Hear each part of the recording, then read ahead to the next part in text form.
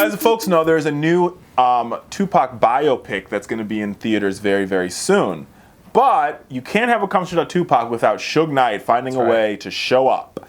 And he has done it again. Suge Knight has lent his support to a new documentary which claims that he was the real target of the drive-by shooting that killed Tupac. The record producer, 51, told the makers of the Tupac Assassination Battle for Compton that they had discovered the truth about the fateful night of 1996. Suge, whose real name is Marion Knight, has been with Tupac in a car after a boxing match in September 1996 when the rapper was shot by a drive-by shooting. The killer has never been identified, and Tupac died in the hospital about a week later. But Suge says, hey, listen, they were really looking for me, and they weren't looking for him, and that's how we got here. Yeah, I mean, okay, so this is obviously one of the bigger music conspiracy theories. So, like, there's Kurt Cobain's death, there's Biggie's death, there's Tupac's death. Those are the three from the 90s that are, like, the three big conspiracy theories that come out.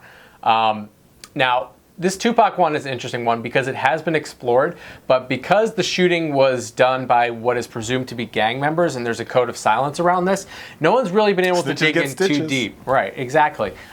Some people have theorized that, you know, rival record label people ordered the hit in order to, you know, protect the thing. There's also the East Coast, West Coast rivalry that was in play back then. But if you actually see a good documentary, it's by Nick Brumfield, it's called Biggie and Tupac.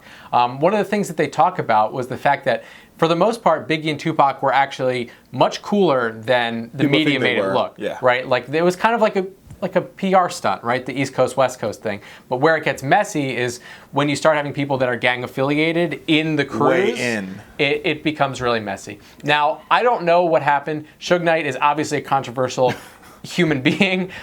He has been charged with other nefarious crimes, including murder. Funny story about Suge Knight. I've actually met him. Really? Yeah, so when I was asked him. For my graduation gift, two of my cousins paid for me. Took you to Suge Knight's house? No. Two of my cousins paid for us to go. We took a trip to Las Vegas, and we went to a club at the Palms Hotel and Casino. Just remember, this is like right after. This is 2008. He got beat up. He got beaten up in some club. Mm-hmm. And we pull up. We're walking into the Rio Palm Sky Bar, Ghost Bar is what it's called, and we're getting ready to go up. And who is in the elevator with us? None other than Suge Knight.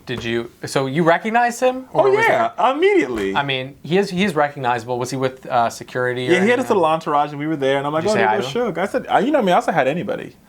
I said, hey. I would. So I don't know where, I mean, this theory that Suge Knight's throwing out is plausible. Suge Knight definitely has people that want to kill him. I mean, there's no doubt about that. He was much more involved with the criminal underbelly of the record industry in the 90s. But the thing that gives me a little bit pause for concern is the fact that Suge Knight could have shared this information over the last 25 years. He waited until the biopic came out to put himself back in the news. I mean, there were so many, and it's like, this is just one biopic, right? Yeah, I mean, because it was already a Biggie biopic. But he waited for the biopic to get his name back in the news to make himself relevant. Yeah. And I'm pretty sure this for that reason, I'm not buying the story. 2 thumbs down, we give it.